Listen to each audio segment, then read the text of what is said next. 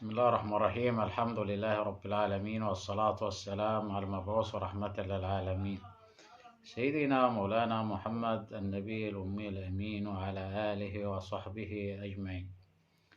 أحبتي في الله، السلام عليكم ورحمة الله وبركاته. قبل ما نبدأ في الفيديو، يا ريت تتابعوا معي هذا الفيديو للنهاية، لأن في هذا الفيديو معلومات قيمة ومفيدة لكل أخ مريد وكل أخ سالك وكل أخ محب. قال سيد ابن عطاء الله السكندري رضي الله عنه وأرضاه: ورود الإمداد على حسب الاستعداد.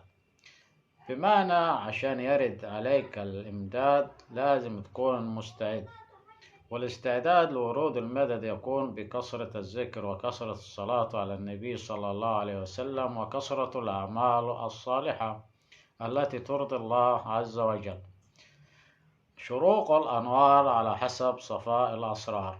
يعني عشان يشرق عليك النور لازم يكون عندك صفاء السريرة أو صفاء الأسرار، صفاء القلوب.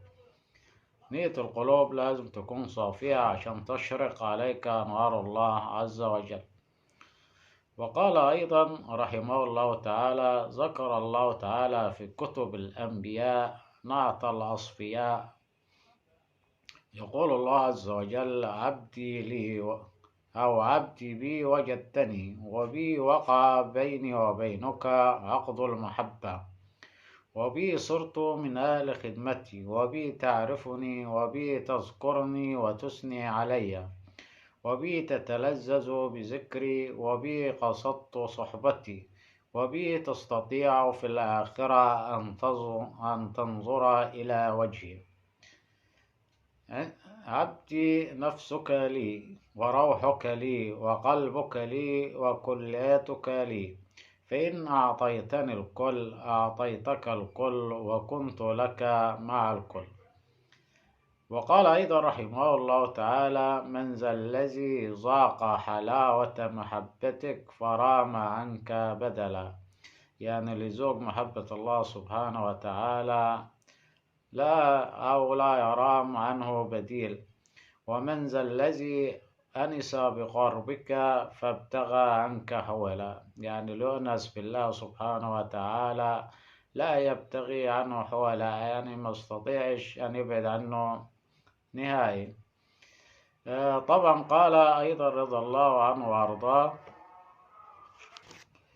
وقال أيضا رحمه الله تعالى: نظف مرآة قلبك لكي يتجلى فيها نور جمال الحق، فيغنيك عن الوجود وكل ما فيه، وتتوهج روحك بنار العشق الإلهي. وقال أيضا رحمه الله: ما عمرك في أول يوم ولدت فيه، بل عمرك في أول يوم عرفت الله فيه.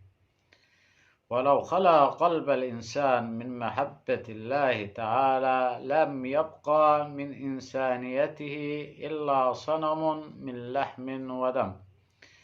وقال ذنون المصري رحمه الله: اطلاع الحق سبحانه على الأسرار بمواصلة المدد كطلوع الشمس على الأرض بإشراق الأنوار، فعليكم بتصفية القلوب، فإنها مواضيع نظره ومواطن سره، فإن من عرف الله لا يختار عليه محبوبا سواه. هذا وبالله التوفيق. وإذا أعجبكم الفيديو لا تنسوا الاشتراك في القناة، وأيضا تفعيل زر الجرس ليصلكم كل جديد. تحياتي والسلام عليكم ورحمة الله وبركاته.